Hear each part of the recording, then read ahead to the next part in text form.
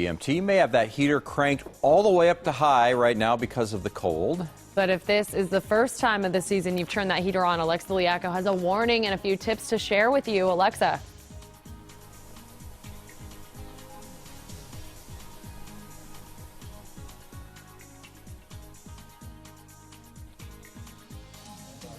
Her tip to stay warm would probably be use a real fire and not the one that you have on the Yule log on your TV to stay warm. That's exactly right. Well, let's get to other news. A major deal in the works that will bring 2,000 jobs to Casa Grande. But the announcement earlier this week left out a major detail. Carlos Herrera joins us live in studio with more. Carlos. Well, it has to do with money, lots of it actually. Lucid Motors still doesn't have the funds to cover the cost of the plant scheduled to open by 2022. The Lucid Motors spokesperson says the company's bank account only ranges a few $100 million. However, despite the concerns, the company is sure it can raise the rest of the money by 2022. It's actually counting on profits from the first vehicles off the assembly line, which are scheduled to roll out 4 years before. Meantime, Governor Doug Ducey is optimistic and believes the company will raise the money and open in time. Sam, back to you.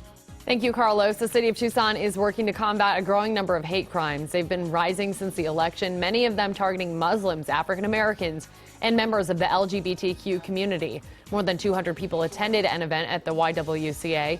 Mayor Jonathan Rothschild joined Police Chief Chris Magnus in leading a We Stand Together initiative. Tucson police began their crisis intervention program for 9 agencies across southern Arizona. It's one of the oldest and largest programs across the country. More than 40 law enforcement personnel will go through a series of lectures and scenarios to prepare themselves to handle and interact with a person in crisis. This morning, we're learning that the woman punched in the face by a Flagstaff police officer will not face formal charges. You may remember the punch. It was seen by many online. Marissa Morris was detained for resisting arrest, but no formal charges were filed before the Monday night deadline. The officer in the video, Jeff Bonar, is currently on administrative leave until further notice. Happening today, President-elect Donald Trump starts the first of his thank you tour. He's kicking things off with a stop in Cincinnati, Ohio, a state he spent 17 days in during the 2016 campaign.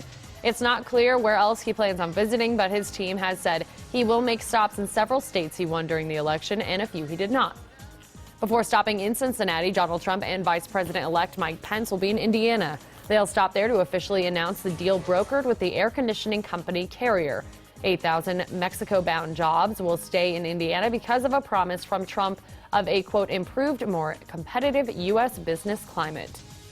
Now a check on your forecast. Didn't quite hit 32 right here in Tucson, right, April? Yeah, we got that cloud cover we've been anticipating for tonight. Actually came in a little bit early, but making for a gorgeous sunrise. Look at the eastern skies right now. We have now gone up to 36 because of those clouds, but I don't think anyone's complaining that we're not freezing. It is still very cold out there, so bundle up. Extra layers for you and the kiddos this morning, as we will likely only go to the upper 30s by that AM bus stop, if that. Again, we could still see a few degrees going down. Otherwise, we'll go up to about 64 with mostly sunny skies. The clouds will be off and on throughout the day, at times blanketing and other times clearing. Otherwise, we will see our next chance for rain and mountain snow Friday night into Saturday, clearing by late Saturday into Sunday. Big Al? 3 minutes till 7. New wreck, brand new. Grant and Columbus, just east of Alvernon Way in Midtown. Out we go to the area of Cochise County.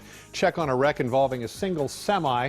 It started this morning at about 4 o'clock just east of Wilcox. It's a single vehicle, 1 injury, minor we believe. Right lane closure on eastbound I-10. It should be cleared fairly soon, and that is a fluid spill as well. That is the latest from the Beat the Traffic Center. Big Al, thank you. A deadly end to a barricade situation that took the life of a Tacoma police officer in Washington State. Police have shot and killed a 38-year-old gunman who barricaded himself after shooting the officer. We still don't know the full identity of the officer, but we know he was 45 years old. He'd been on the Tacoma police force since 1999. In California overnight, a manhunt over after police get a hold of 2 escaped inmates from a Santa Clara prison. 1 inmate was found hiding in the attic of his sister's home. The other was recaptured after a 7-hour-long standoff with police. Authorities say those two and 2 others sawed through the bars of a jail window and rappelled to the ground using a bedsheet rope.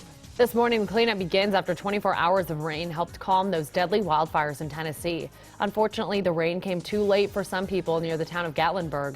The death toll is up to 7 this morning. Nearly 700 buildings have been destroyed or damaged. And the rain that helped put out those fires isn't good news for everyone. It's part of a system that ravaged other parts of the South overnight.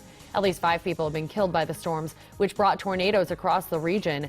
The National Weather Service says 13 twisters caused damage in Alabama, Tennessee, Louisiana, and Mississippi. Overnight in Colombia, a touching memorial for the victims of the plane crash that killed 71 people, including members of a Brazilian soccer team. Thousands of fans in white filled the Medellin Stadium, but instead of a soccer game, fans chanted words of encouragement from the stands as ceremonies commemorating the victims took place on the field. Back here in southern Arizona, the Tucson VA is opening its annual inpatient gift shop. That inpatient gift shop certainly helps in this holiday time. Hospitalized veterans can choose from a variety of gifts, one for them, one for a friend. The gifts will then be wrapped and mailed to them at no cost. The VA has partnered with the American Legion Auxiliary to donate hundreds of presents for veterans. We were talking about those shirts they had there, the socks, the lumberjack look, even a little jewelry. One for yourself, one for someone else. Yeah. And it's a good time to have those on because it is cold out there. Yeah, even though we haven't officially dipped to the freezing mark at the airport, I mean, it's 34, it's still cold. For us, cold. it's freezing. Yeah. Bundle up as you head out the door. We're not going to get real warm today, still only about 64. All right.